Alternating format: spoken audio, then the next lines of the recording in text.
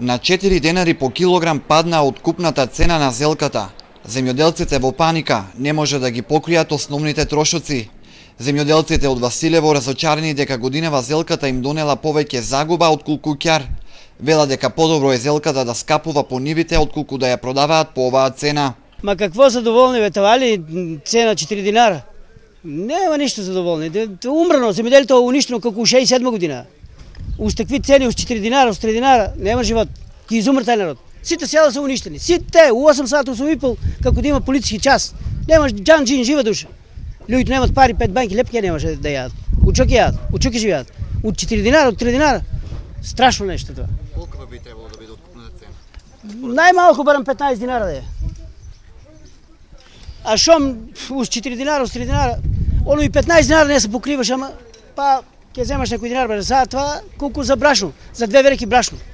Повеќе ништо. А какво задоволни? Ние нема соло очите за дека задоволни. Нема самите веќе ние ни што да јадеме, ни што да пиеме, не може да хранеме прво и прво, не за трошковите што сме задужени. И не знам как ќе дојдеме ние до каква разбирачка с тие магазинера, с тие давачки. Това е проблеме многу, това војна без пушка. Значи ние сме утепани на живота, живе умрани. По која цена се откупува? По која цена?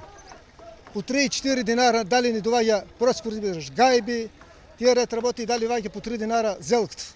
Колку имате посејано вие зелка? Па имам 14 фолии. От тие 14 фолии 15.000 пари до сега дали имам земано. И другото си остана така у нивото. Си леже. А давачките ни са много, превише, преко глава, сметки блокирани, извършителя идат, декшо сме задужни, не сме раздужени и накрая не знам как си излезе. Това е много тежка работа. Василевските земјоделци повторно го повикаа министерот за земјоделие да интервенира преку земјоделските инспектори кај откупувачите.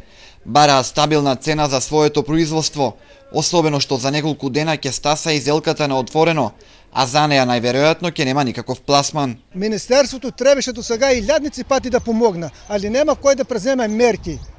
Ни у владата, ни политиката, ни министерство, ни тука па тие нашите магазинери да рече, ние тука стопираме откупто другари, тарајте цена, тарајте производството да се класира некаде. Без пари, тоа не е живот. Не е живот за нас. Проблемите со годинашната реколта ги разочараа струмичките градинари, затоа што 70% од засадената зелка даде цвет наместо плод, а за останатите количини немаат стабилен пласман. Градинарите побараа владата да прогласи елементарна непогода за пролетната селка и да ги обештети, затоа што многумина немаат друга екзистенција.